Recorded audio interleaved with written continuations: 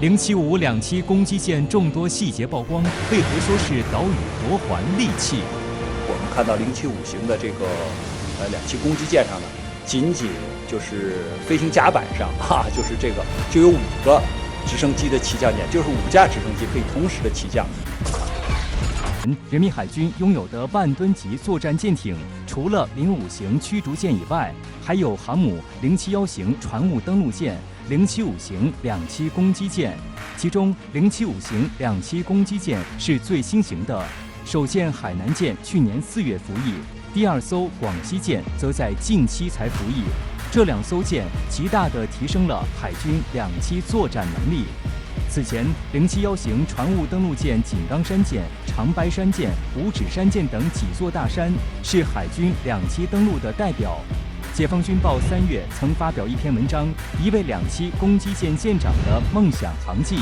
曾担任五指山舰舰长的吕永军，现已经担任海南舰舰长。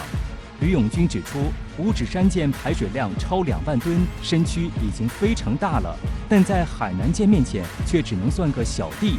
从外观上来看，海南舰约有15层楼高，和山东舰、辽宁舰航母的高度几乎一致。甲板采用紧凑型的编导式布局，最大限度地提高了甲板的作业面积。直通甲板面积相当于20个标准篮球场，可以同时起降多架舰载直升机。我们看到075型的这个两栖攻击舰上呢，仅就是飞行甲板上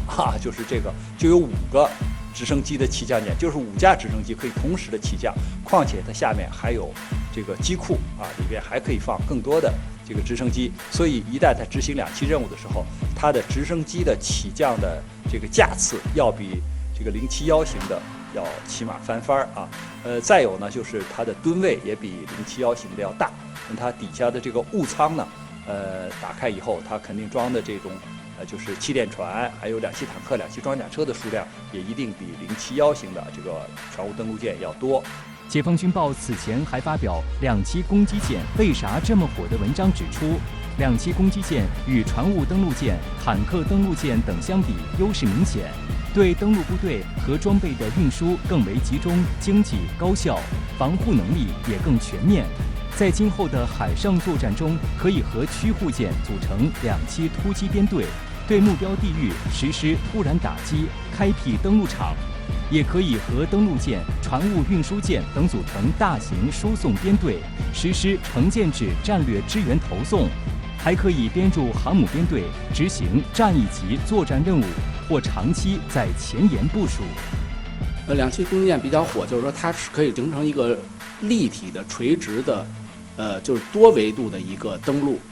比如说两栖攻击舰拉出去，它这个上边的直升机可以把人员带到岸边去机降，然后它后边的船坞还可以放出快艇和这个气垫船，也可以从水上登陆。所以这种两栖攻击舰今后随着它入役数量越来越多，将会大大提高解放军的这个综合的立体的抢滩登陆能力。